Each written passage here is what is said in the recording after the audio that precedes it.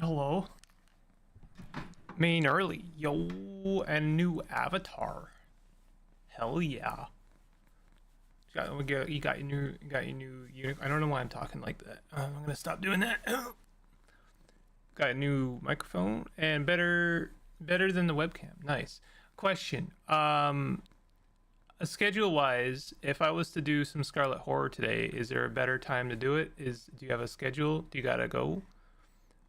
Because Pastry mentioned not being able to watch Scarlet Horror and also expressed interest in like watching that, so I might do it for the mid part of the stream today. Also, I am planning on stitching together the episodes and reposting them on YouTube. I think I will do that. I might do a little bit of editing, although I don't know. I think I'd rather keep it kind of uncut. Oh, I'm just gonna bother my closed circle. I'm streaming. Wow. Wow. There you go. I'm gonna start with some StickerBall anyway. I like me some StickerBall. Hold on. Oh, also at 1 p.m. I have to do a capitalism, I'm afraid. I'm sorry. Oh, I have to do a capitalism. I don't have plans today, so do whatever fits your schedule. I mean, my schedule is more or less the same no matter what. It's streaming from now until 5. I've been enjoying streaming. I've been having a good time. I appreciate having people in chat, but honestly, just like even just getting stuff out there and feeling like I am covering anything kind of is nice. I don't think this is as good as posting stuff on YouTube. Like, the views are not there. But at the same time, at least it's something. It's anything. It may be good to cut some of the banter in between. Yeah, like there's a whole thing in the mines section, I recall, where I talk about Minecraft, and it's like maybe cut that out, but I don't know. People might want to see that. You never know. Hold on, is this capturing? It's not capturing. You bungus. Dang. This avatar is actually an older one. Oh, nice. I have to look at it through a microscope, but I will say, I don't know. Did you see the Star Fox, the Star Fox direct? It's giving me that vibe a little bit. Is that? I hope that's not an insult. I have to. But just, I seriously my view of the avatar is like microscopic. I can barely see it. All right, we're sticker balling. I still don't really understand how to play this game well.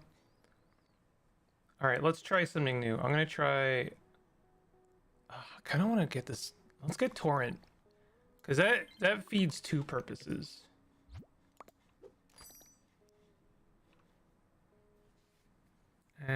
Bonus for each offline phase. Oh, that's interesting. I didn't know that. All right, let's grab that. And then let's grab a bunch of rerolls. Why did I not get did I not start with like a full set of rerolls?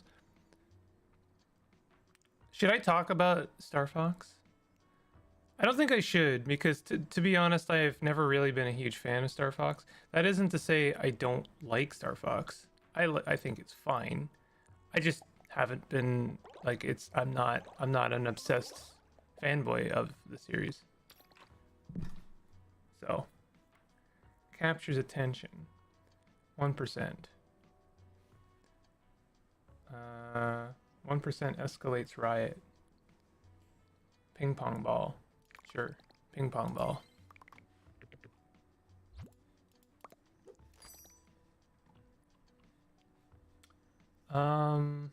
Oh, basketball's good because it creates a hoop. It creates a hoop that the ping pong ball would interact with. That's pretty good. We're already gonna get 3 rerolls, so I don't need to be I don't need to be buying rerolls. Snowball, does that interact? Yeah, that does. Okay, wait a minute. Yeti loves Snowball. Oh wait, this doesn't spawn a Snowball. It spawns a Yeti. Random letter, coin, diamond. All right. Everyone and their mom has been talking about Star Fox, to be honest. Gotcha. I don't know. I don't know why it's relevant, to be honest. I feel like Nintendo could do anything they wanted and people would be talking about it like it is this huge deal. And I don't know if I agree. There we go. Did I win? I didn't win. Shit. Spiderweb. Oh, catches dino. Okay, spiderweb is interacting with a dinosaur, therefore we want the spiderweb.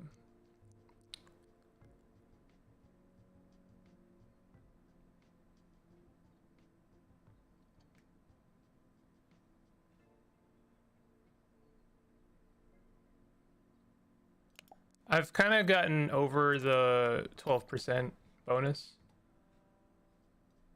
War. All dice explode. Flip a flip coin.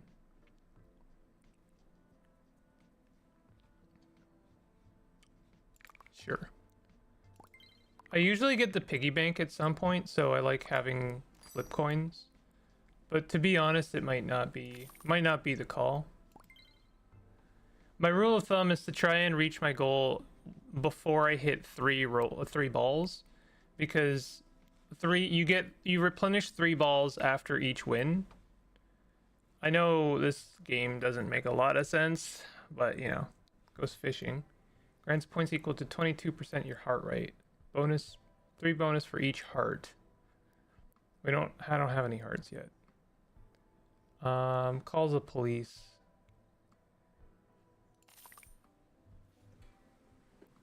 I could just save money. Oh, we got ourselves another disconnect. Let's put it on the same die, why not? I have no opinion on Star Fox besides that Fox himself is like the perfect furry. You think the new model is good? See, you're interesting. You actually seem to have the controversial opinion, contrary to like everyone I've seen talking about it. I have no horse in this race, really. But that is, I'm sorry to say, the contrary opinion. Pretty much my entire timeline has been like, what is this? Oh my god, it's so bad. Way. And I'm like, oh, I guess that matters.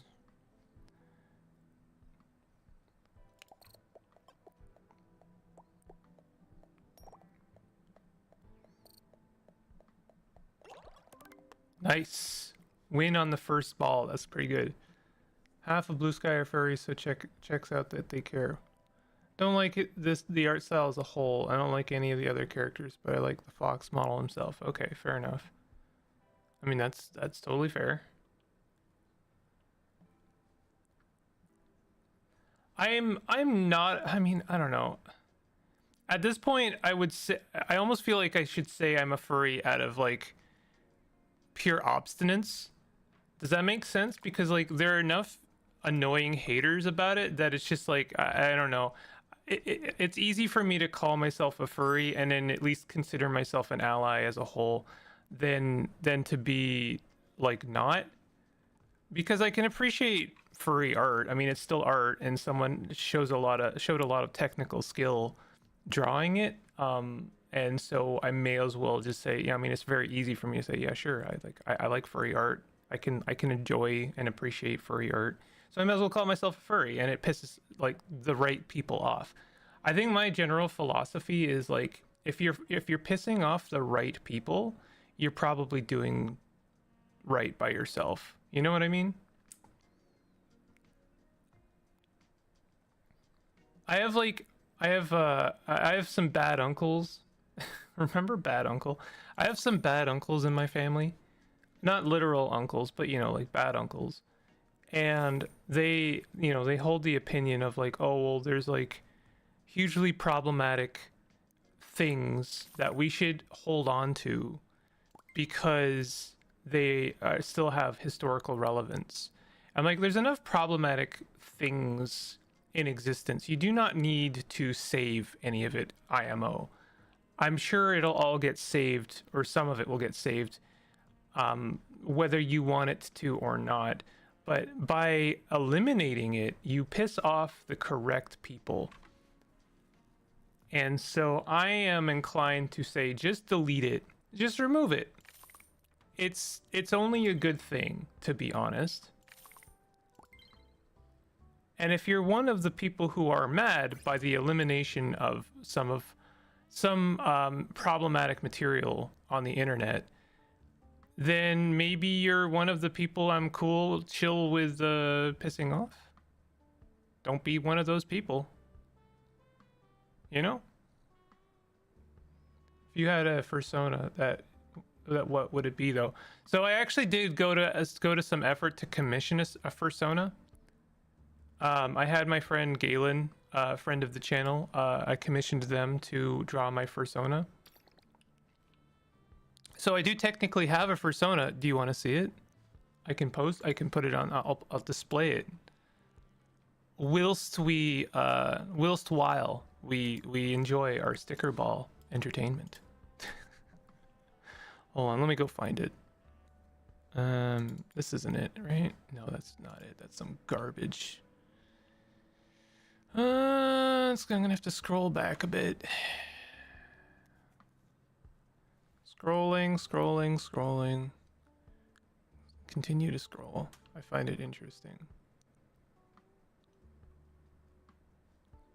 Hold on. Oh, is that it? Did I not export it? I thought I did export it.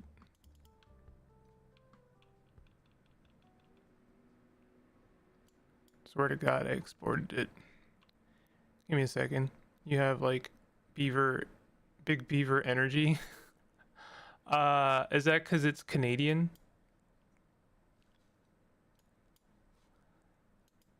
So I was told by my actual furry friends that the furry that I had commissioned was not in fact furry, which I don't understand. I don't understand that.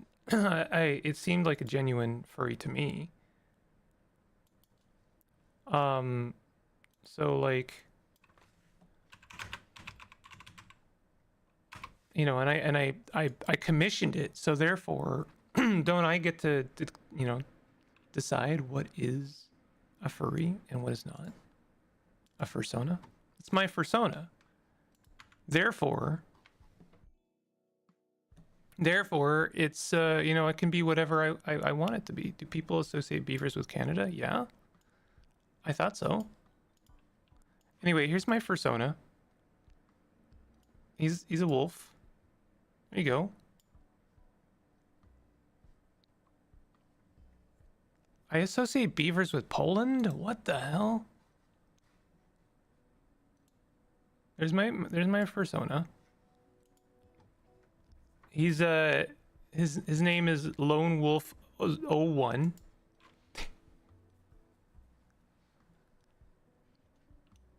Now, listen. Part of this is ironic, for sure, right? Absolutely, part of this is ironic. Fully admit that. However, genuinely, I wanted to have, quote unquote, my fursona. I wanted to have a fursona, partially so that I could declare myself a furry for see above reasons, and. I was like, well, if I'm gonna commission something like this, I want it to be, I wanna really go for it. And I think it would be really funny if I had like my live journal style, full backstory. Do you like, this is gonna piss off all the right people. Do you remember, have you read any Homestuck? I haven't basically read any for Homestuck in comparison to how much Homestuck there is. However, Um, there is a joke I'm aware of that I've always liked. I've always enjoyed this joke, which is that um, they have to keep finding a key, or like they keep talking about a key, and every time they talk about it, the way they describe it is described as if it's a gun. And so I thought it would be really funny to have my persona and very straight faced, very straight laced, describe it as if it is my like lone wolf in the woods, and he has, you know, he has to do like his hunts and stuff, and it's described very like straight laced, right? But and in actuality, it is a mech with shoulder mounted long range missiles and 2 Gatling guns and a mortar cannon. I love me a mech, honestly. And so if I'm gonna have my philosophy is, if I'm gonna have a fursona, why not have an awesome fursona? Not to say that anyone else's fursona is worse than mine, but I will say that mine is a mech. To anyone that would claim that this is not a genuine fursona, I would say maybe you're just jealous you didn't think of this. You wish you had thought of the mech fursona. It could have been anything. You could have had whatever you wanted. It's your fantasy. Why didn't you pick a mech? Honestly, a skill issue. A skill issue that you did not pick a mech, to be honest.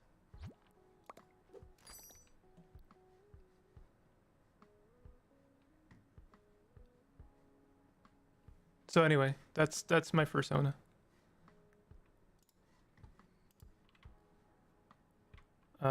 Makes human riot. I didn't do very well, and so I'm gonna have to buy some rerolls. I don't think I like any of these. I mean, spawns a star, maybe. Maybe clown. Electric bulb. Oh, we do have an electric bulb. Okay, let's get that and re-roll the rest. I should try some seasons. I haven't really done any seasons. Do you think the soap synergizes with basketball? No, it doesn't. I guess I would like the stickerception.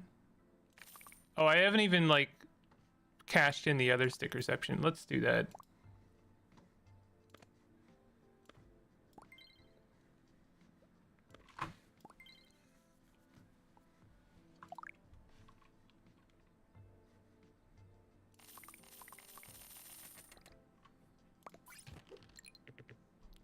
I'm not good at this game, but I'm trying my best.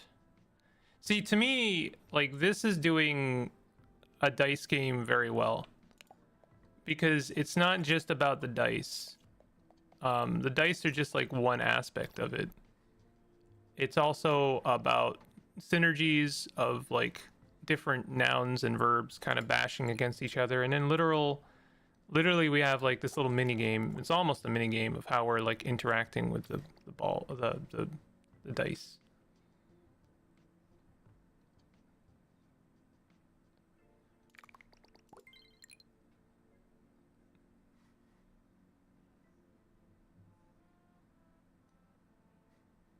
And there's like basically kind of like 3 different strategies in this game. One is like trying to hit as many dice as possible. One of them is trying to have synergies that match with each other. And another one is like just trying to theme the dice so that they have, you know, you mitigate the RNG of the dice turning up, or the dice face turning up. To me, mecha is a discrete category from furry, but people also have robosonas, humanoid and otherwise. If you say your fursona is a mech, then it's not my place to argue.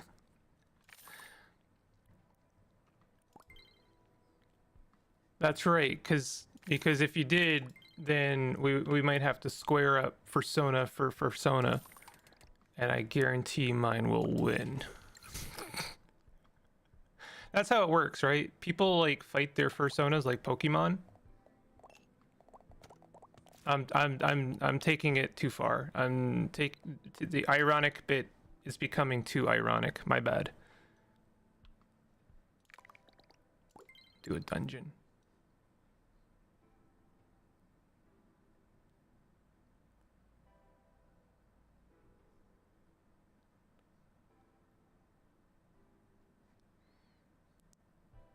I'll tell you what. One thing that I do feel a little bit is that I have maybe a little bit of a problem with identifying myself, or like, what would you call it? Having an identity. Like, I don't know. I know it's a meme that people don't want to be perceived.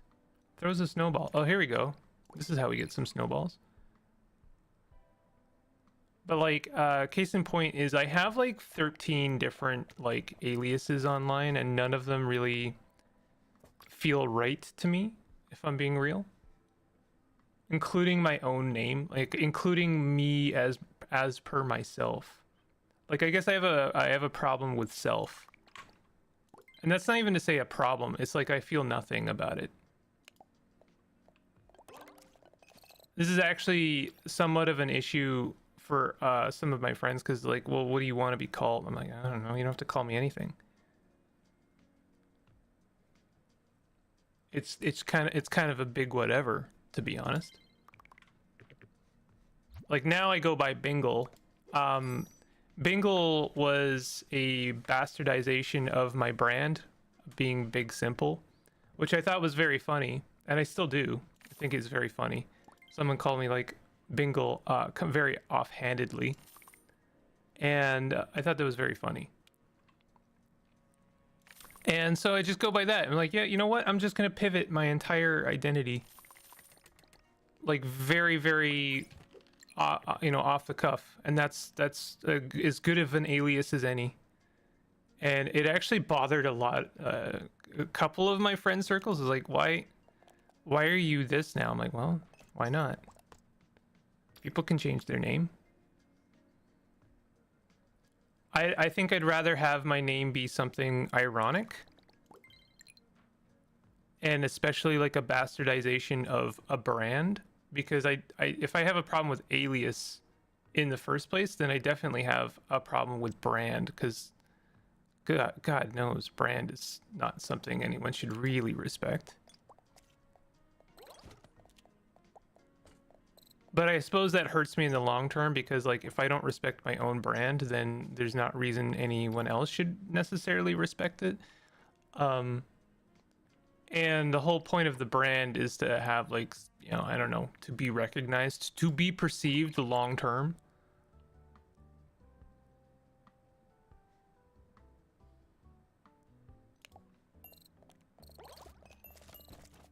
I'm sure I'm not the only one that feels this way. The lore of my persona has it imprisoned in a library in a black hole. I don't think that's a dogfight you can make happen. That's fair.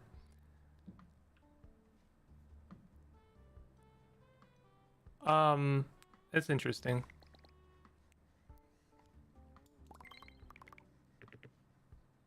Oh, I shouldn't have replaced the face. Something I am learning about this game is it's better to place a die face on another die, like put a sticker on another die face rather than replace one for the sake of the sticker bonus, because the sticker bonus is actually not worth all that much. It's certainly not worth as much as if I had hit the die and then had that sticker come up. Like, improving the odds of that sticker coming up is better than the sticker bonus. Still, I am holding my own right now, so that's something. Ooh, perfect.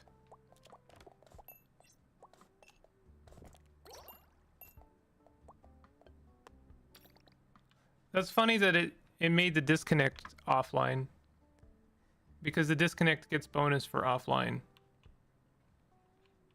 Main is a shorthand for an old username. Cringe at that full name now. Do you prefer binary bagel?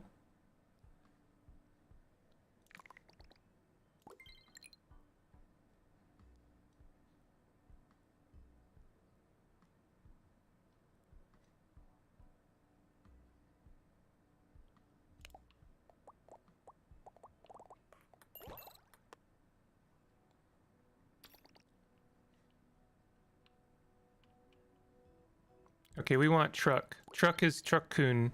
It's the Isekai Truck. Summons a hero from another realm.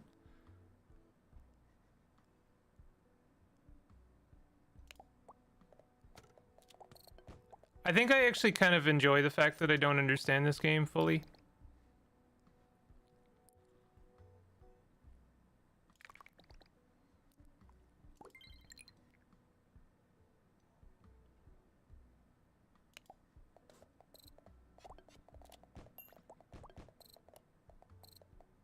Man, that is... I was too short.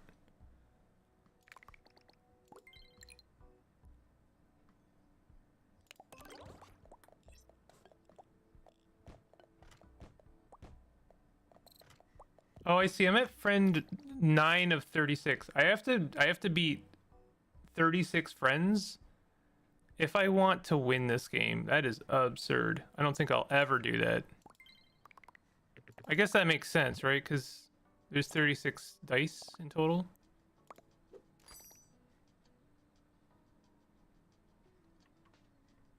We want another winter. I don't want any more winter. I am so sick to death of winter, actually. Holy crap. It's still cold here. It's still like coat weather, and I'm very tired of it.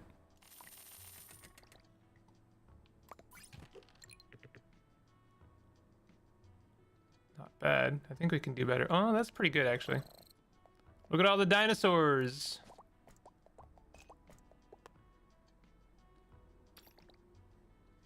That wasn't as good as I was hoping it would be. Spawns a cigarette. Sure, let's spawn a cigarette.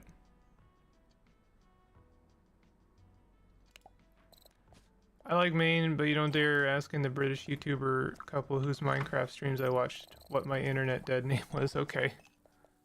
I won't do that.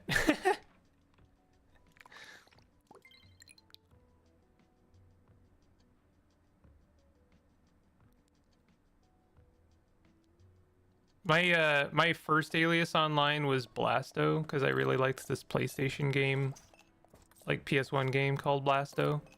And I actually, back when I used to make comics when I was like a wee lad. And I had a little comic for Blasto, which I thought was fun. And then my alias would always be whatever comic I was kind of obsessed with making at the time. And so my alias became Boxman because I was working on a Boxman comic.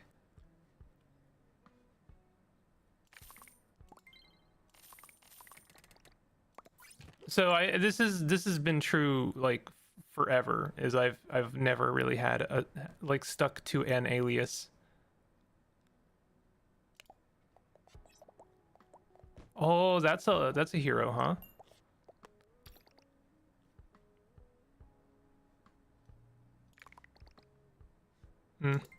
Again, it's better to improve your odds.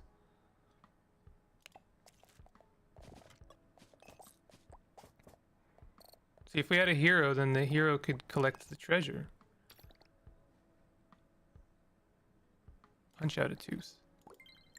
Main is like my actual name now. Oh.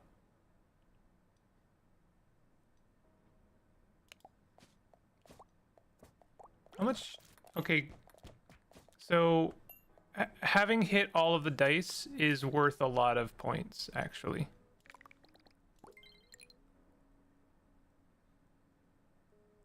I think I should prioritize that more so than other things.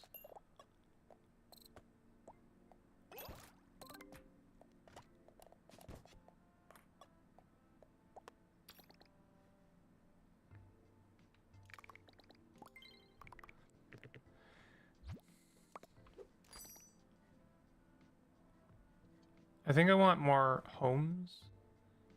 Oh, that one's kind of full up though. Let's get some piggy banks, and then I'm just gonna do that.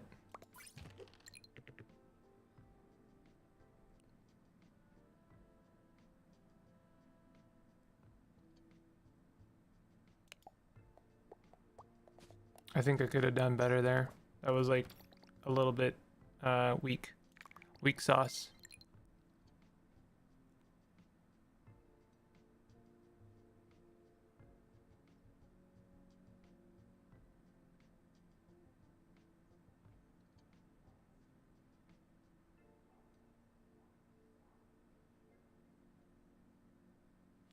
I appreciate that it shows us all of this information.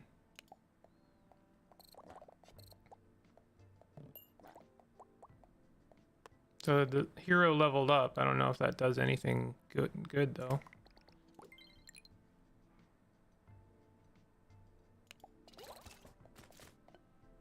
That did not in fact win us the round, but we are gonna hit almost everything again.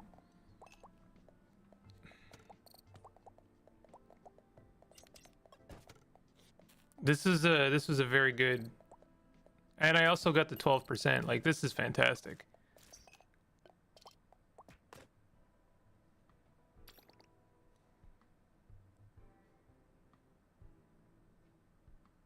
Let's get some more cigarettes. Why not?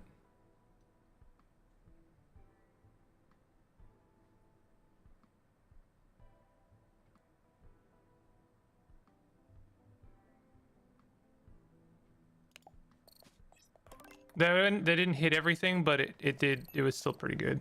I think it's funny because if someone ever got their hands on my personal information, my full name, they would probably not believe that it is a full name. That's funny.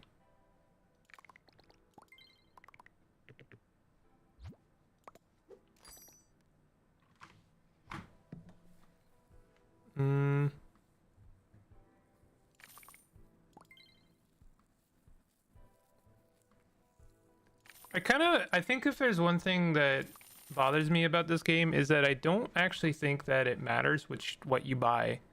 So long as you don't have like matching like synergies on the same dice. But honestly, I'm not even paying that much attention.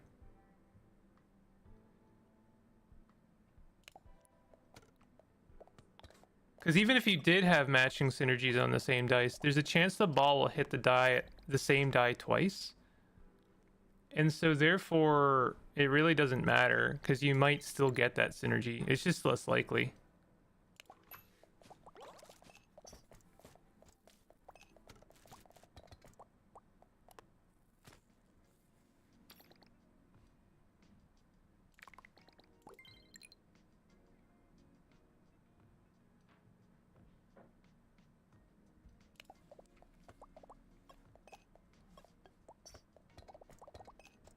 Definitely hitting the dice more often is worth more than hitting all of them, but still hitting like all of them is worth quite a bit. The best is if you can hit all of them and also hit them a lot. This will probably win us. No, it didn't. Oh no, it did, just barely.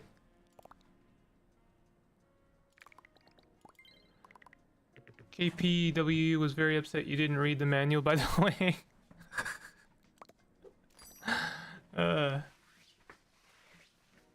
I'll come back to it. I will. I will.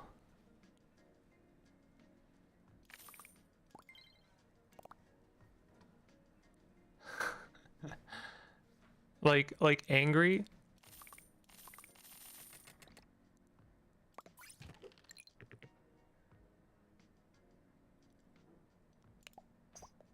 They should have the manual flash on the screen like a big button that's just like, if you don't read this, I will be very upset with you.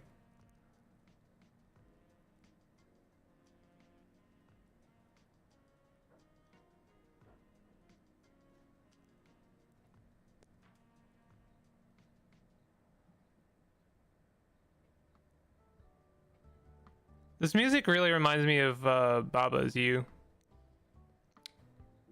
Is this actually good? I don't think it is. I want to hit all of them. Oh. Yeah, there we go. That's what I want. Did I get a 4-leaf clover? Hot damn. Did I not hit all of them? Or I guess I did.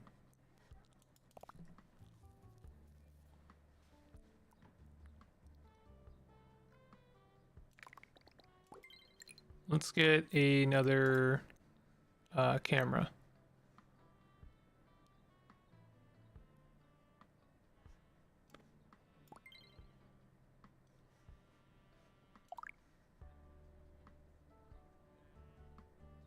Perfect. And I even got the 12%.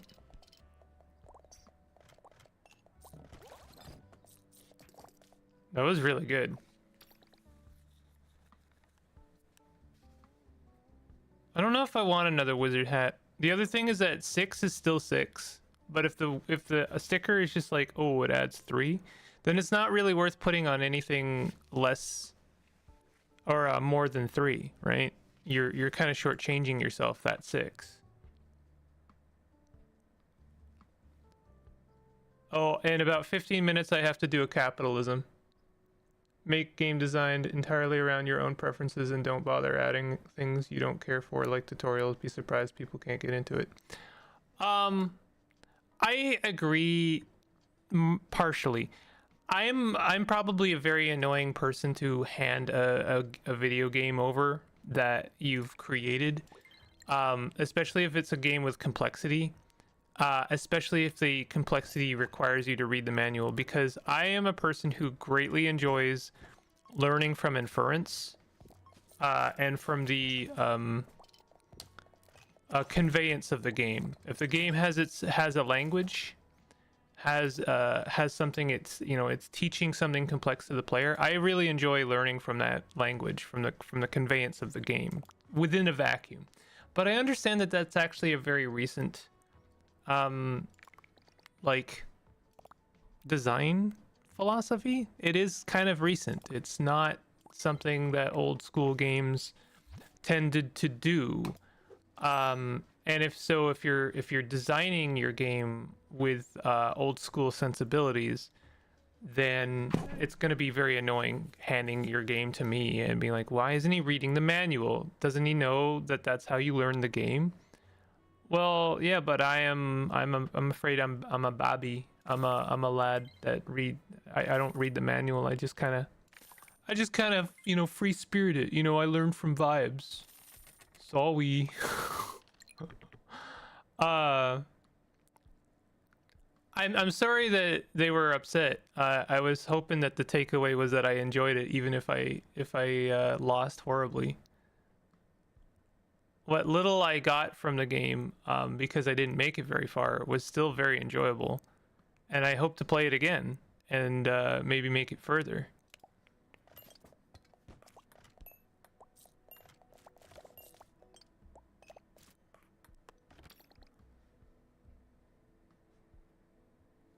Treasure map. Hey Galen, old school games had physical media and cool shit like boxes and manuals. Yeah, but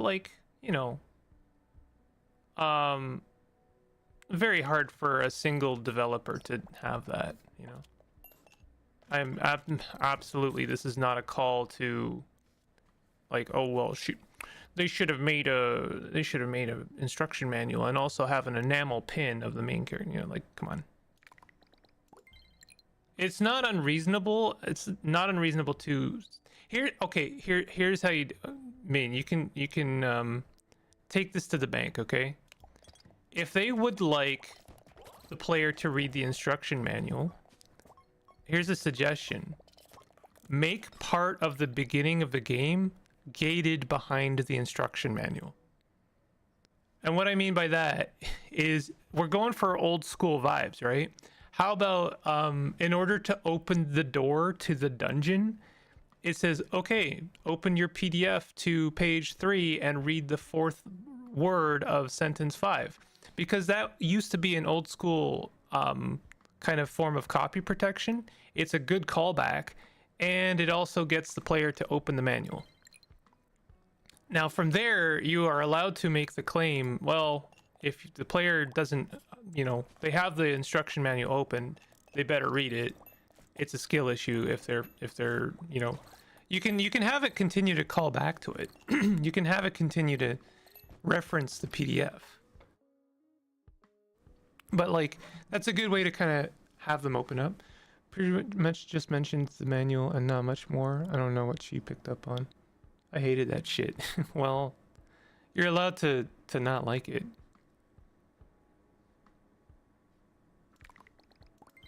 I think it's a charming callback at this point.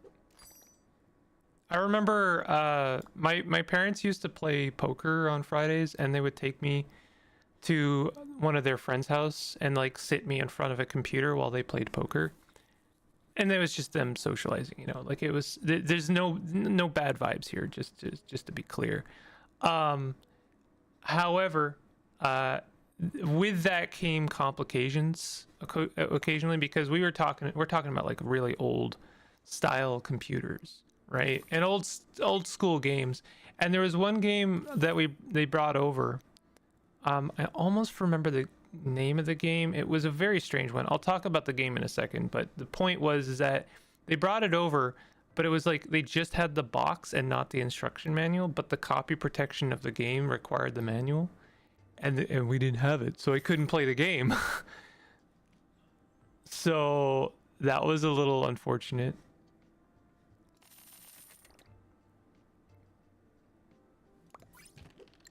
Police quest, let me stop and read your list of mugshots and police codes.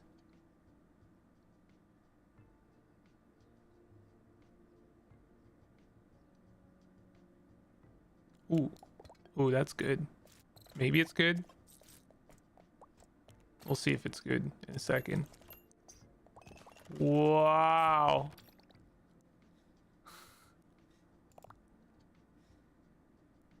Oh, this is a tough choice because the home is a good one.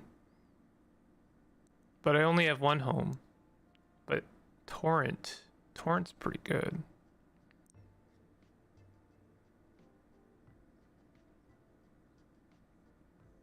I'm gonna do home, but I'm also gonna put it on a different die.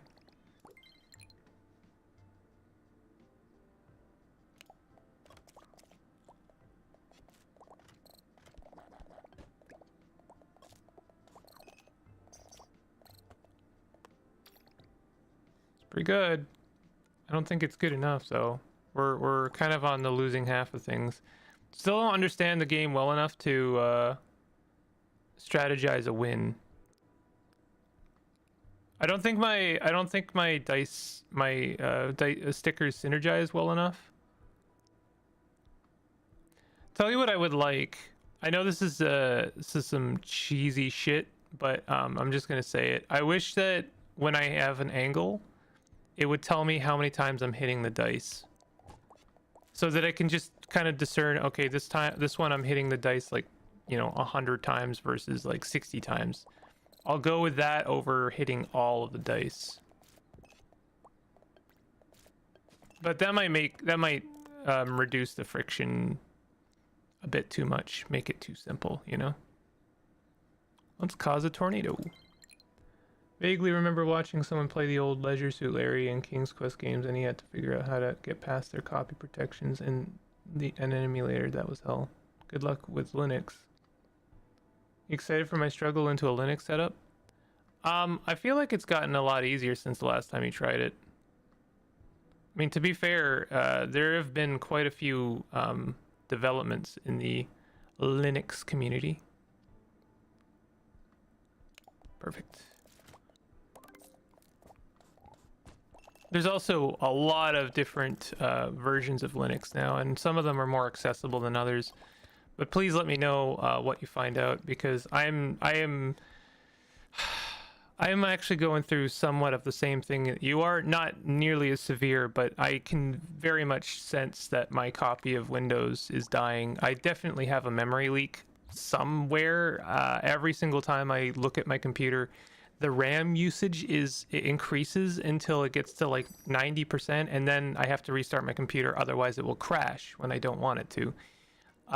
It's a real problem, and I don't know how to solve it, so I'm pretty sure it's some kind of issue with Windows. I don't know how to go about fixing it at all.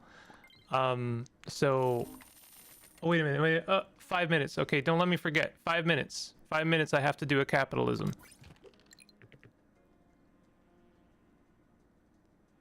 I actually have a Linux distro on the system that I can dual boot into. Unfortunately, the very first thing I tried to do was get a video editor working on it, and it was kind of a very painful process, and may have even just like done long-term damage to that Linux distro by disturbing some of the I don't know how to put it, installations, the certain versions that are now no longer going to update automatically should I try and update them. Like Linux is it's better in general, but it also really does require you to take the guardrails off. You've been playing with guardrails whether you like it or not. You've also been playing with Microsoft's sandbox and their rules and their garden, and so not having their garden can also be very liberating, but you also have to take the guardrails off, and that can be a painful experience if you're not ready for it. Honestly, if there was like a course I could take online to learn how to use Linux a bit better, I would do that. And honestly, Maine, if you're aware of such a thing, then I would love to hear about it, because I do not want to be on Windows anymore. I am sick of this shit. Do you have space on your drives?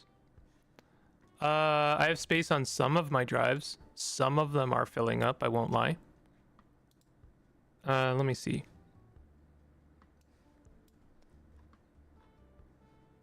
Why?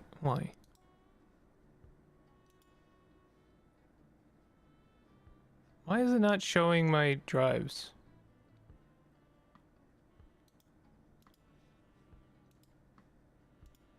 Okay, so 2 of my drives are in the red. One of them has 16 gigabytes left, so I could probably free some stuff up on that.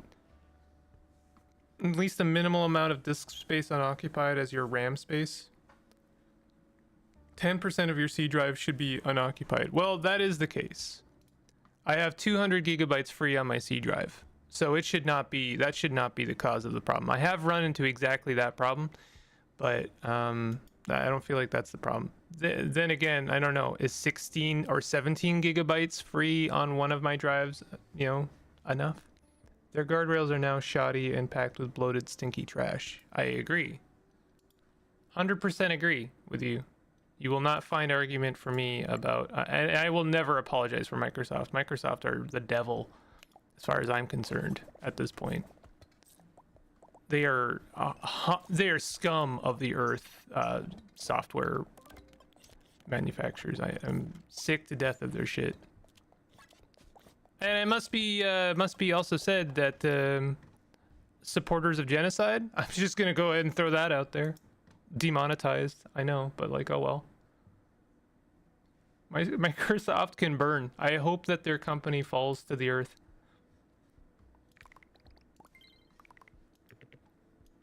Was I helpful? No, you were not helpful. We were just talking about how unhelpful you are, actually, Clippy. You piece of shit. I'm kind of on the losing side of things right now. Another multiverse would be nice. Let's grab this guy.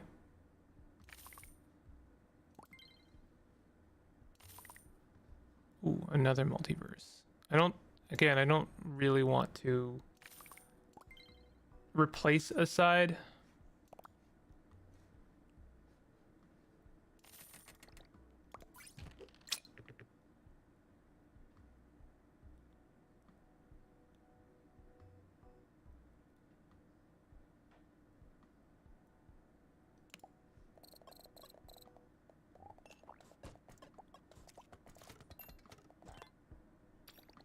Yeah, that's not enough. 300 is not enough. I'm only half paying attention, but does the Yeti from Ski Free keep popping into your game? Yes. One of the sticker faces does in fact spawn the Yeti from the Ski Free game.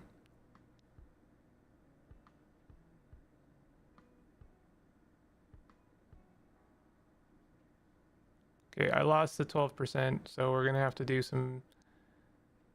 We're gonna have to take a minute here and like really care.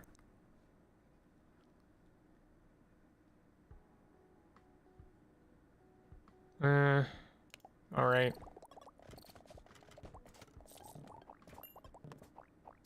A fun fact: the fact that I installed Linux on this computer is what led me to commissioning Galen for my persona. I'm not kidding.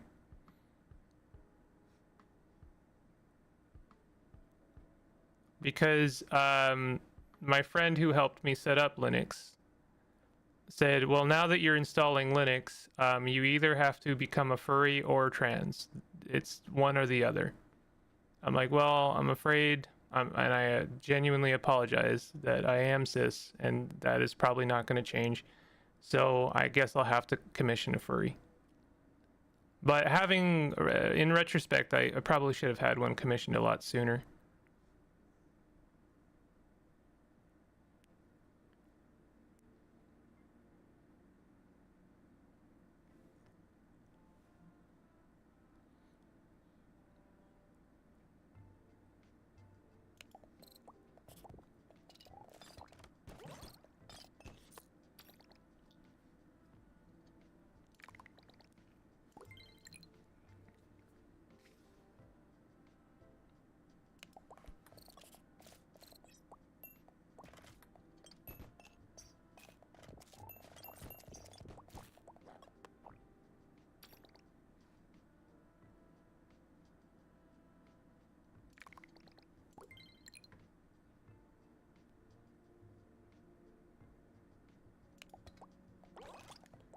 We'll say Linux is and always will have jank because it's not a coherent system, but thousands of individuals working on microscopic, independent pieces of software. Yeah, no, that makes sense. I lost. Oh, look how close I came. I was 35 away.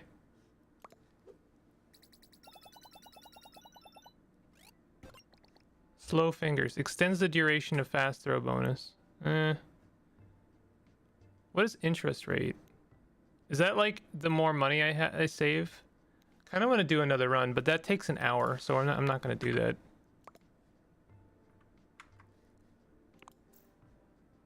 Maybe I should be saving my money instead of spending it, and then like waiting for the right synergies to pop up.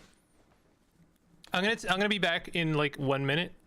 I'll just I'm gonna hit the can. I'll be right back. Oh wait a minute! No, capitalism. Shit! Y'all let me forget. God damn it!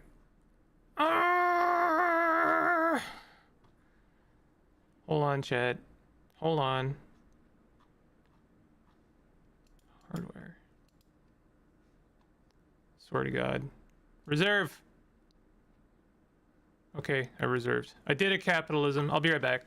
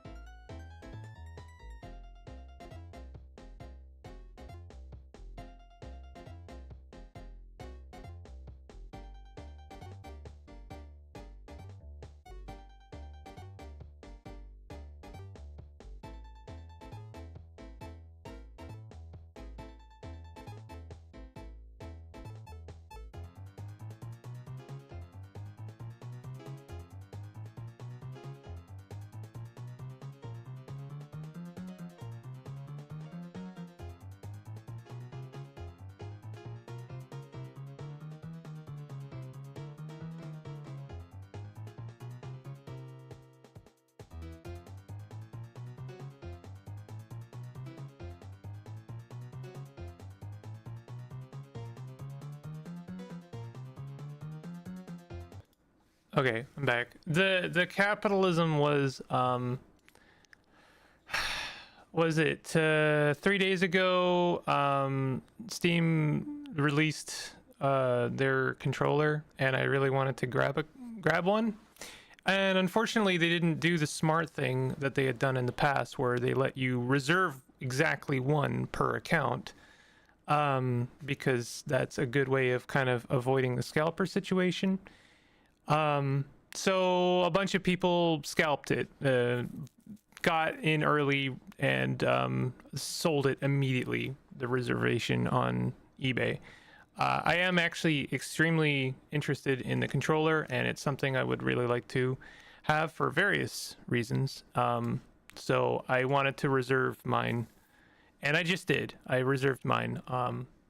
But when that will actually pay dividends, who knows? My controller stopped working because a goddamn SQL server program installed with an incompatible version. Make that make sense? Was it set to automatically update?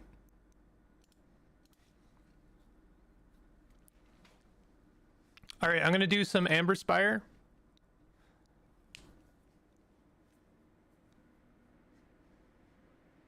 I'm a little embarrassed by the fact that I'm grabbing the Steam controller, but I've very much enjoyed the Steam Deck for couch purposes.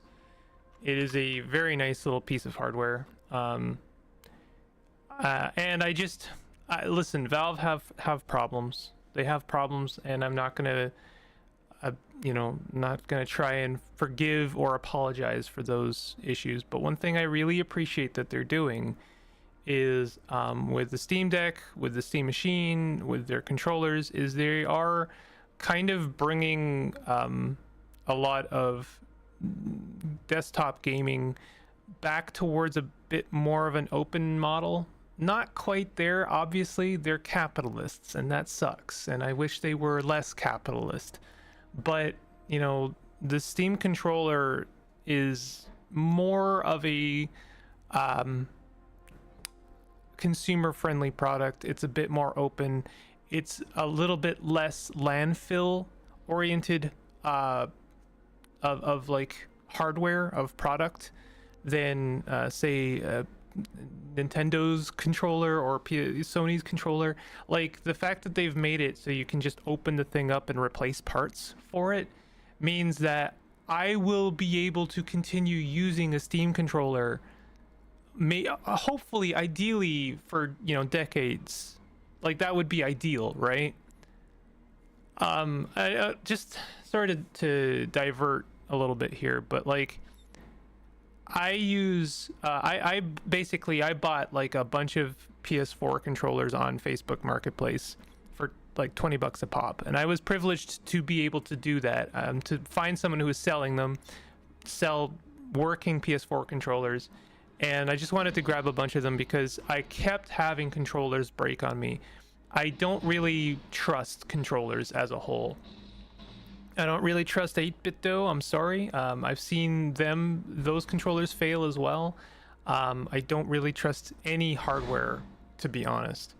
PS4 controllers are really difficult to repair. They're extremely difficult to repair. I have repaired one and found the process to be extremely painful, and risky as well, because the controller itself, you basically have to break it to open the thing up. But I just like the idea that, wait a minute, why am I still StickerBall not streaming? That's not correct. I'm not playing StickerBall. Well, whatever. Anyway, all of that to say, I like Steam's hardware. I think it's actually quite good. And I think the controller looks good. Being able to play a shooter on the couch without having to be tethered to like analog sticks, for instance, is really nice. Oh, look at that. They changed the color. I saw there was an update. It looks like they changed the color of some of the tiles so that they're a bit more noticeable. My distribution shipped an update that was broken and I had to downgrade. Oh, You know, at least when that happens on my computer, I can just do that. Yeah, like you can just do that, and you know, you can fix something. If Microsoft puts out an update that includes some Copilot AI bullshit, you kind of just have to install it, and there's no getting around that. Anyway, okay, I'm gonna roll that. We're playing a bit of Amberspire. This is a city builder on a moon mausoleum. It's a very, very interesting game. I played a little bit of this the other day and I really liked it, and I want to continue playing it. So that's all there is to that. Oh, nice. That was almost bad. Okay, let's see. Can we build anything with these? Yes, we can. Well, no, we can't.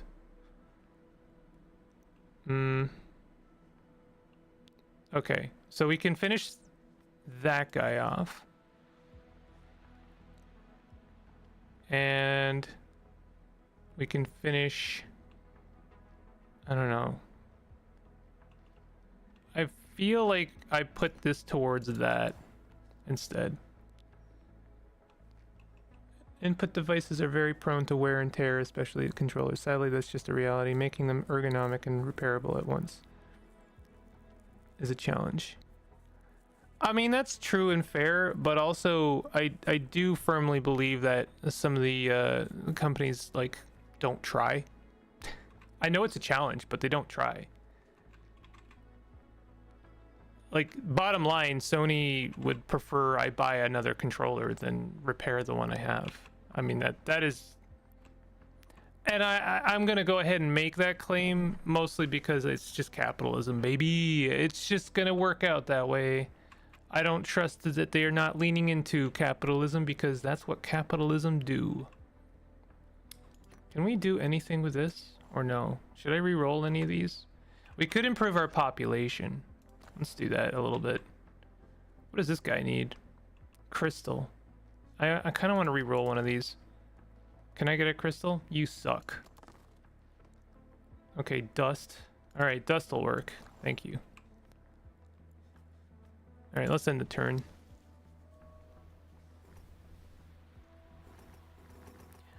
I just realized we already have enough population. What I should be doing is trying to sell stuff for influence. Dyes corroded the foundations at a weaver. The pull of the mausoleum threatened to destroy the structure. The weaver collapsed into the superstructure. The weaver is destroyed, or negative 27 influence. Let's do that. Oh, except we're trying to keep our influence. Shit. Whatever. Yeah, we just spent all of our influence. That's fine. I used a script that aggressively removed every bit of Copilot integration and prevents Microsoft from reinstalling it ever again. It works, but might screw things up with a future Windows update. Yeah, I mean, bottom line, I think Windows is not long for this world. I know that they are going to start rolling back their AI, but I'm just sick to death of them having such a mantle grip on my hardware. I hate that. Okay, you know what? Let's roll like all of this.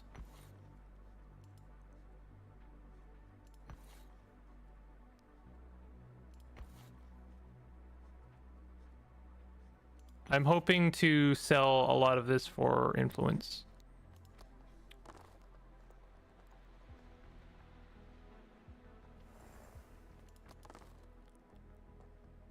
What you're saying is true, by the way, about controllers. Like, it's difficult to make them like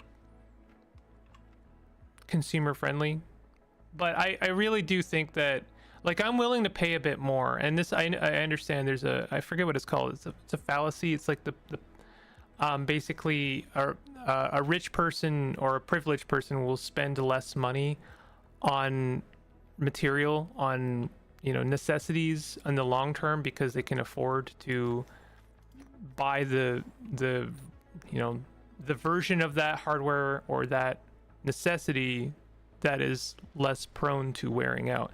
It's, I forget what it's called, but basically there's a, you know, there's a story or parable about, you know, a person who buys boots, is that the poor person will end up spending more money on shoes or on footwear because they will have to resort to buying the cheaper version of that, the cheap shoes that are prone to failure, whereas a person in a position of privilege and money can afford to buy the footwear that will last for decades, and so end up spending less money. So I am like fully aware of my privilege here, and I am a little bit embarrassed by it, but I'm able to do it, and I'm doing it. So I don't know. I am not a perfect person by any stretch of the imagination, and also subject to the same whims of capitalism in many ways. That is not to excuse or apologize for that. It is me acknowledging my failures. But yeah, I would like to support and buy the better, I would consider the better version of that product. This is also going to be like the first iteration of a controller, and so it is probably going to be subject to more failure in some ways. Did I not sell? I thought I was selling the marketplace, or those products, not leading them to population growth. Ugh. Okay, no, that's fine. I did actually sell them. They're meant to be discardable and could consider making them repairable, and just don't bother. It's I've just like I tell you what I used to do, and I think you could still do this. And I will say, I am not recommending anyone do this, because it is questionably legal. But I am saying you could do this. I'm not recommending you do this. Something you could do is you could buy a PS4 controller from your local EB Games, well, EB Games doesn't exist anymore, your local GameStop, your local hardware retail store, like for instance a Best Buy or a Walmart. You could buy that and get it with a year-long warranty. And then before the warranty lapses, you could return the controller and ask them to have it replaced for a new one, to say that there is wear and tear on the controller and you would wish to have it replaced. I did this 3 years in a row, which is to say I might have done that. And it is, I think it's totally, like it's something you could do. I don't necessarily recommend you do that.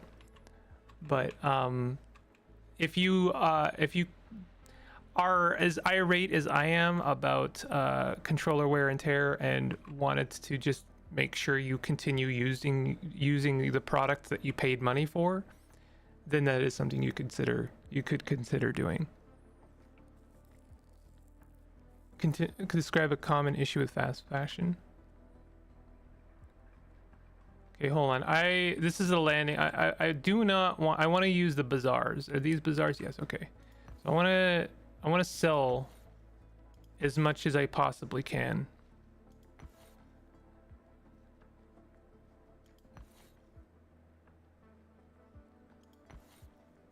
Pots and pans used to last a lifetime. Now a pan from Aldi is unusable within 3 years. Yeah. Yep. What is this? Ruster. I'm just kind of rolling along here. I'm not really doing anything super strategic here. This is a game you could play very casually and not really try and rush towards progress. Okay, I can finish that. There we go. That's something completed. This is the bazaar. Okay, so we can sell that. And we can sell that. And we can sell that.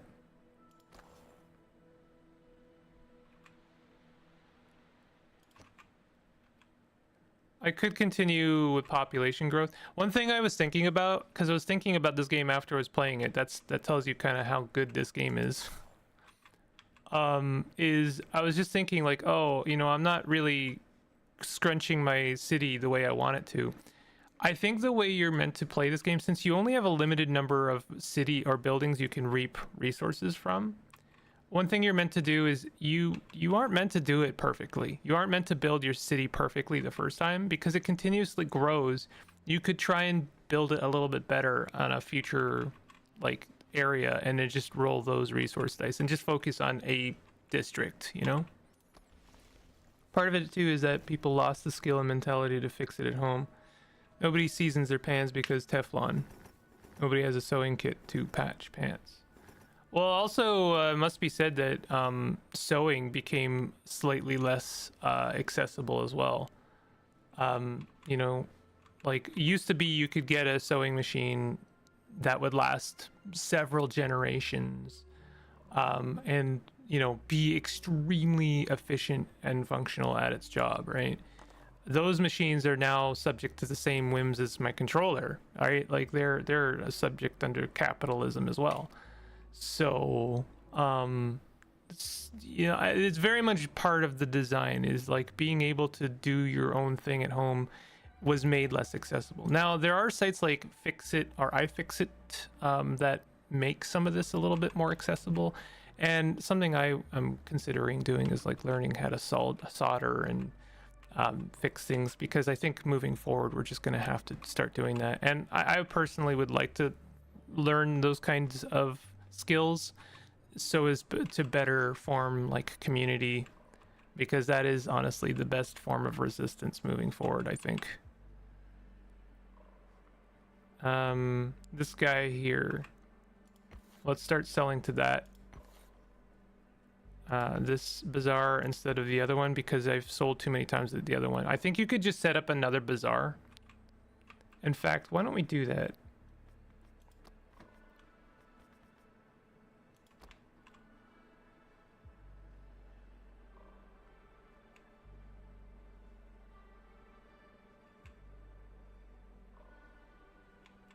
I want to make sure that there's tons of connections. Unfortunately, I think the best one is like over here, and I'm already building something over there, so it's not going to work out too well. Oh wait, there we go. Perfect. Right next to the other bazaar. You know what? That's fine. Let's roll that. We'll roll that. Oh, that's already being rolled.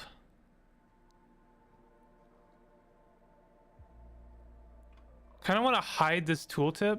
Like, the tooltip's fine, but I'm trying to see the connections. Fine, whatever. You can still patch pants with thread and needle. That's true. I'm not dissuading that, but like, you know,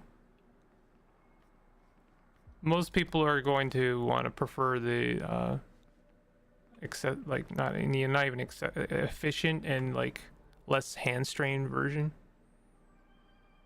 Soldering is absolutely also one of these skills. We live in the DoorDash on your clarinet with a clarinet damage.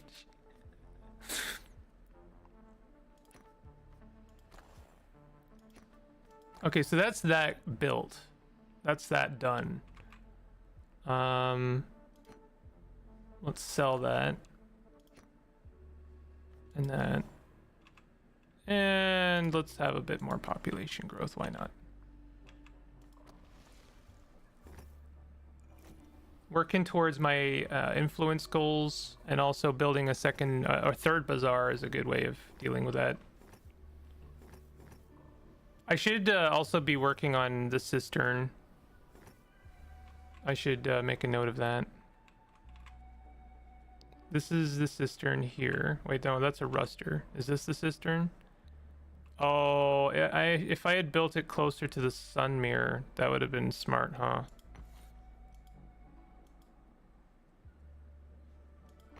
Damn. Maybe I should build a second one.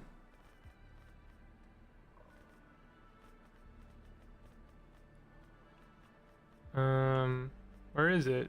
Cistern. There we go. Can we also get a ruster over there? Ruster prefers mirror dye root quiver. If I could get it over there, that'd be... Oh, there we go. This is better because it... I don't know. This might still be good enough, to be honest.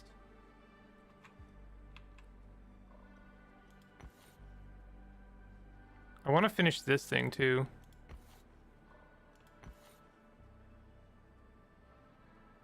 I love the music in this game. Good God. It's got this Citizen Sleeper vibe.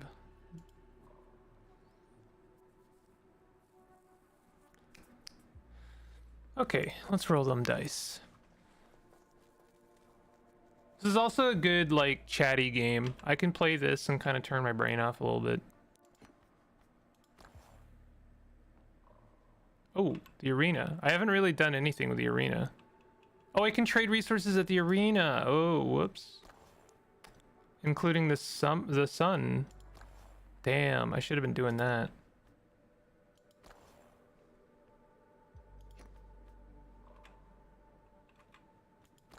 Let's work on reducing their flood as well.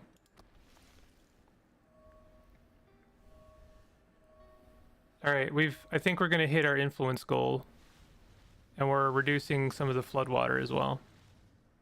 But we are also gonna have an event. Ooh, that even looks like some Citizen Sleeper artwork. The city has drawn the attention of a new off-world faction, Void Lineages. That is such cool artwork, good lord. The Void Lineages are a rhizomatic family of pilots, traders, smugglers, shipbuilders. A familial structure organized under hierarchs maintains strict controls over its members, but this structure is frequently threatened by desires within and forces external. Ultimately, the lineages remain reactive to an ever-shifting political landscape. Their favor increases the maximum dice pool limit to 8. Their penalty reduces it to 4. Okay. I wonder how one maintains a structure with them. Strength ordinary, disposition neutral, no effect until higher strength, and non-neutral disposition. Okay, I don't know yet. Let's advance to ascendant. The city joins a community of settlements, wisps of activity on the churning galactic sea.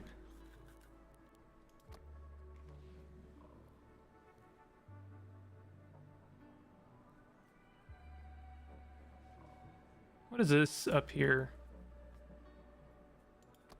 I probably want to keep that on.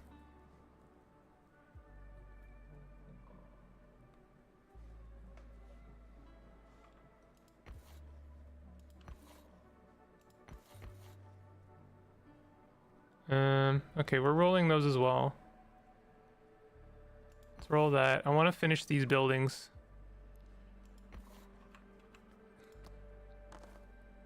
I know I have a whole, like, slew of new buildings to be rolling. Can you get out? Oh, okay. I guess you're gonna stay there. Oh, resident appeal view. High, low. Okay, so I assume we want to improve our resident. Oh, that's why building over here has a whatchamacallit, a weather dice.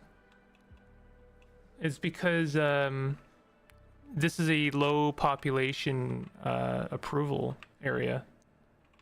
Okay, can we finish any of those buildings? Oh, that crystal that contributes so little to this.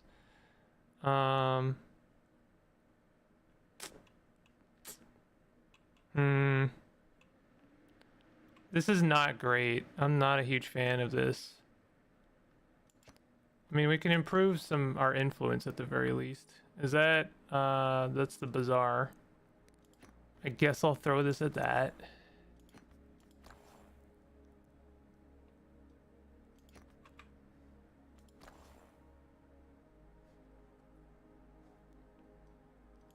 And I'm gonna try and improve our... Yeah, I mean, I'm gonna work on our influence, but I'm also gonna work on reducing our flood. I'd like to do a bit of maintenance before I start looking at the new buildings, because we got a whole bunch of new buildings we're gonna have to worry about.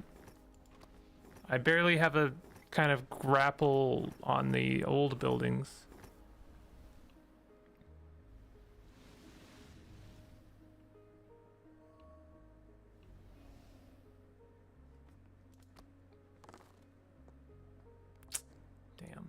Let's re-roll that. It's the same. Fine, whatever.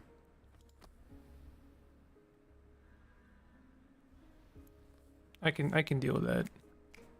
Stick to my previous opinion that they're very beaver coated, but after further thought, you could also be some slinky Martin. I honestly, I probably lean towards scaly. I've always appreciated. Here's a fun thing. I have played kobolds in 2 different games now, so those are both scaly and furry. Again, I have no loyalty to one or the other. Isn't that interesting? Like, again, I just have no sense of self. I don't stick to anything. And to be clear, I've played a scaly kobold in one game and a furry kobold in the other, almost exclusively because I didn't want to like have kind of lean towards one or the other. Just to be very painfully clear here, though, I am not pragmatic as a person.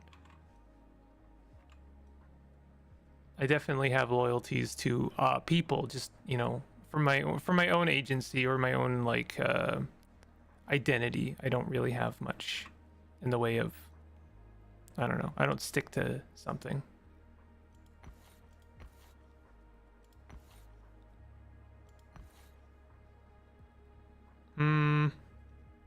Okay, rolling that one. Again, I just want to finish these. And I would also like to work on this, on cisterns, and reduce the flood water. Oh, that's a good roll. That is a very good roll.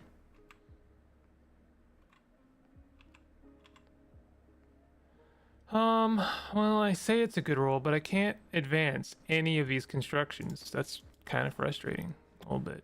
What am I hoping for from the sunlight? Is it just dust? It is just dust. Okay. So I'm very low chance of actually rolling that.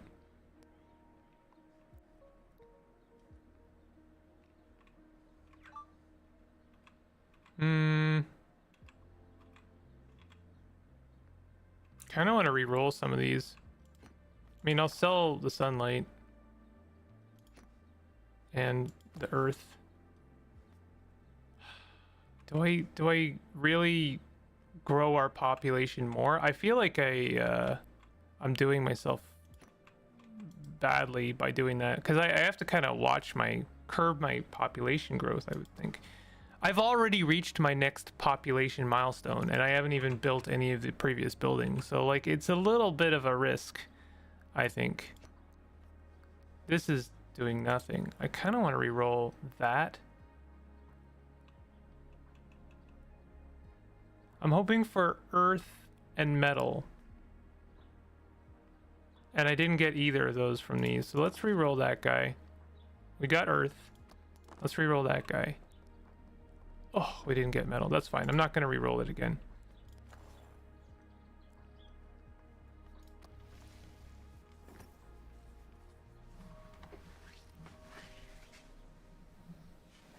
I think those animals suit you all anyways. Shapeshifters, mixed species, or personal, multiple personas do also exist. Literally just to do as you please. Nice. Oh, here we go. Here's our first faction goal here. The pilots formed a collective. Disposition +1. I don't have enough for this. Avoid Sublime instituted new permits for landing services from low orbit. They only amounted to a toll, but many local pilots could not shoulder the increased burden. Okay, I'm gonna chance rolling it and try and get myself a 3, except I guess it's only a 1 in 6 chance. But I think I'd rather roll it than spend on the alternative. We're hoping for a 3 here. Nope. Although if I was gonna pick one, strength -1 would be probably fine. I'd rather decrease their strength than decrease my disposition.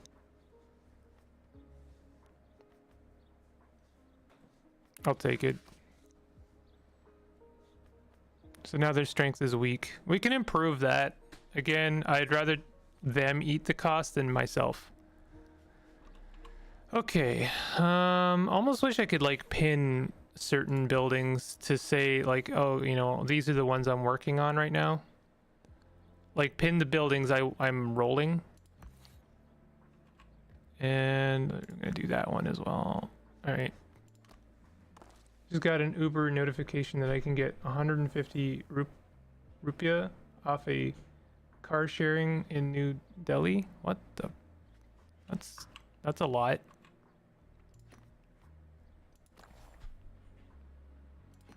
Hell yeah. There we go. And we can even what do you mean out of range? Oh my god, really? God damn it. Oh well. Okay, fine.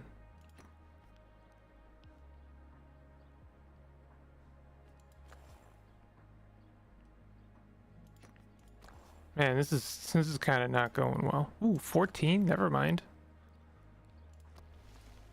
If I had all that influence now, that would have been nice. I should also work on de-rusting as well.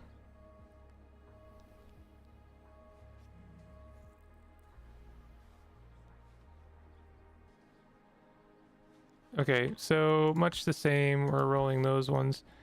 I feel like I don't know if I'm playing this game right. By like, I feel like I should be continuously moving forward and not just like, oh, I'll just work on a couple of things right now. You know, whatever's comfortable for me. See, I really wish I could turn off that tooltip. Is there a button, like a hotkey, to hide it? Building function. I can destroy. I forgot about that. Do you think it's a building function? Nope. I would really like there to be a toggle destroy mode, tab, cycle building category. Okay, that's not helpful. I want a hotkey to remove this tooltip so that I can see the connections. Like, the connection is what I care about more times than not. Oof. Okay, I'm gonna re-roll those if I can. Nice. Nice. Perfect. Still not able to finish building anything, basically. What am I hoping for? This guy needs dust. That is like exclusively what I'm hoping for. Dust or silk. Where am I gonna get silk? Oh, from the weaver, right? Okay, but I keep not getting silk because it's like a 1 in 6 chance. Okay, fair enough.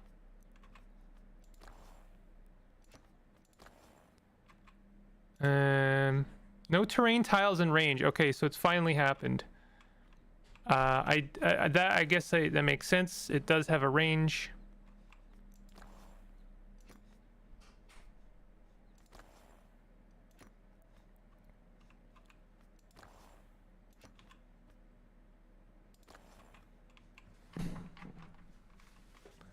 I should start looking at these other guys. Observatory, bearing value, starlight, needs 22 residences. So this offers daylight and starlight. Habitat, removes grass, terrain tiles. Why would I want that? Is grass bad? Distillery.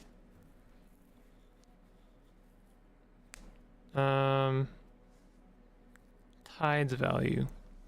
Offers a wax, salt, dye, quiver. That seems like it would be very good. Wasn't quiver something useful for something else? Specifically the distillery? No. What was it that wanted? Ah, the ruster. I don't think that there's much in the range of the ruster.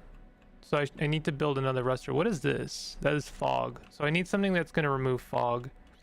Trade resources for influence. Brick, scrap, bearing, crystal. Okay, this wants to be very close to my crystallizers.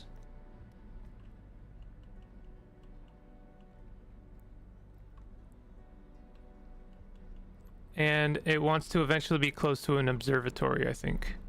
No, not the observatory. Okay, a habitat it wants to be close to, and also whatever makes bearing. which was what? I don't know. The armor makes bearing. It also makes other things.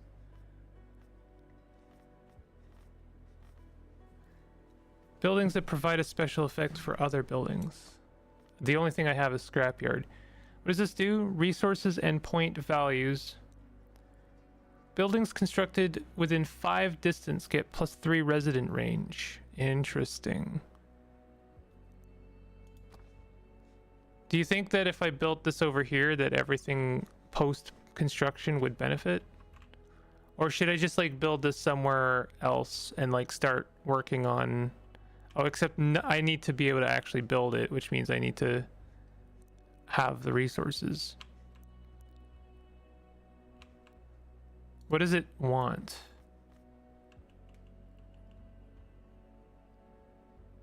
Needs 25 residents and within 5 distance and 6 points of resources. It just says 6 points of resources. Like, what does that mean? Like any resources? I think I need to like really kind of settle on a spot and build in that direction. Like maybe over here. So maybe I build this like here. Except I don't have all that much room in that direction. Like maybe here would be better.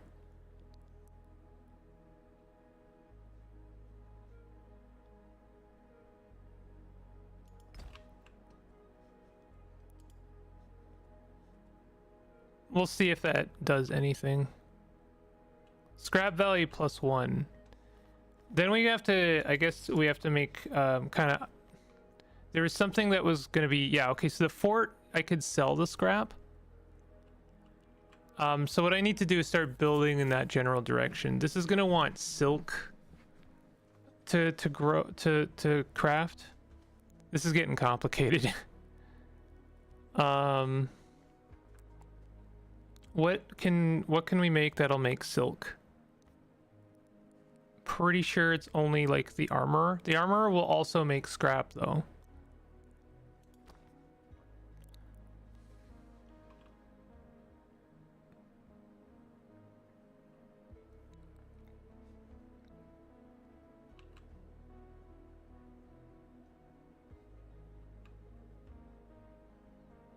Okay, so like if I was to build this here, for instance, I could start chipping away at it. Have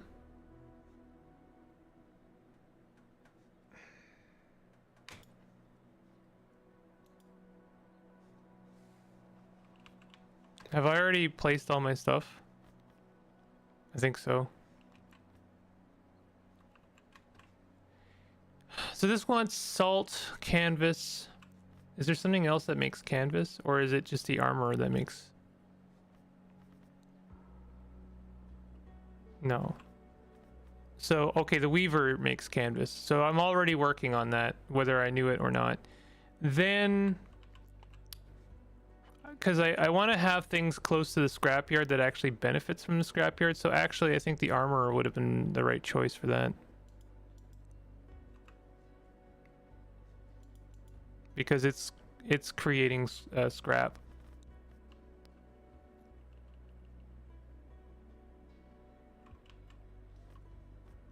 I don't know. I'm a little lost. I have a cistern over here. I don't think I have anything to get rid of the fog. I should have a cistern over here. Like here would probably be best.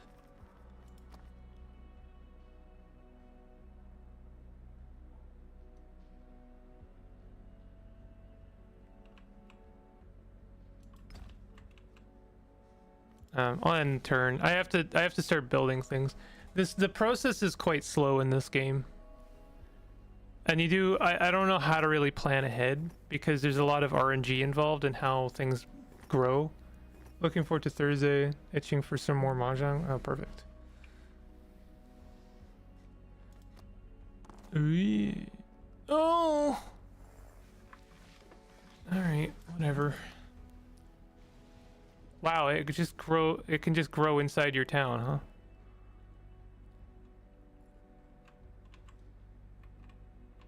Why do we already have 2 dice? Flood, 1 below baseline. +1. What is baseline?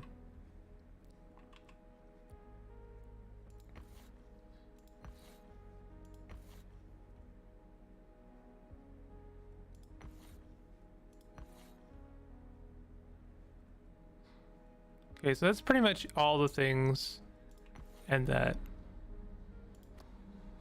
So feel a need to bother you more on the off hours. That's alright.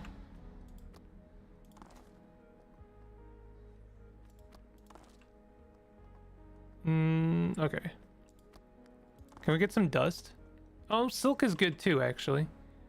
We can finally finish something. Should I finish the tea house? That would actually give us more... I can't remember what the tea house does, to be honest. What does the tea house do? Offers us tea and root. I actually don't know what we wanted those for. Maybe population growth. So I think, oh, that is also a tea house. So I have my choice of 2 different tea houses. Or I could sell it. I guess I'll finish a tea house.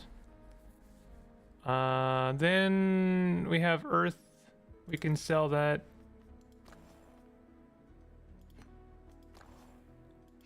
Damn, this stupid ruster over here is taking forever to build.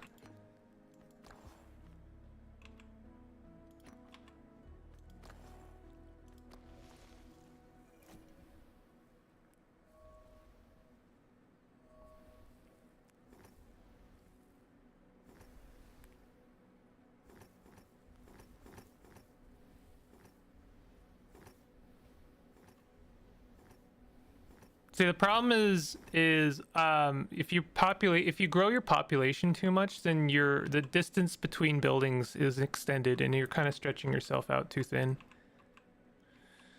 Well, let's roll that one. I want to start working on that armor. Then we'll work on that one as well. And we'll roll that. We'll roll that. We'll roll that. We'll roll that. This guy down here is finally done. Can we roll that as well? No, we can't. Okay.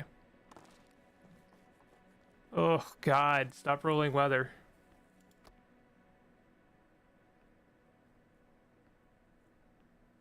I'll re-roll the kiln because it has a less chance of actually rolling weather.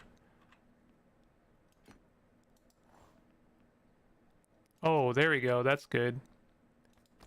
We can work on that cistern. I suppose the cistern over there could have de-flooded a little bit. And we can finally finish that guy.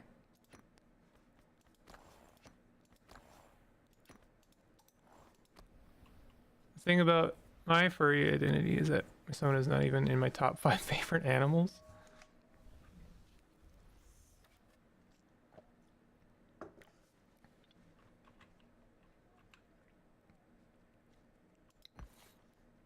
That's interesting. Why not make your Sona like one of your favorite animals? Uh-oh. Okay.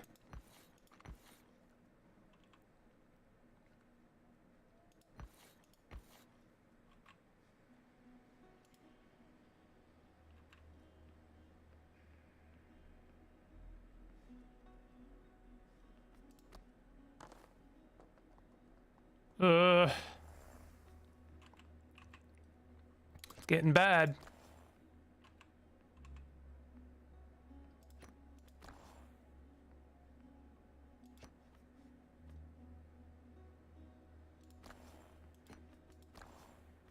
We're gonna be rolling 5 weather dice.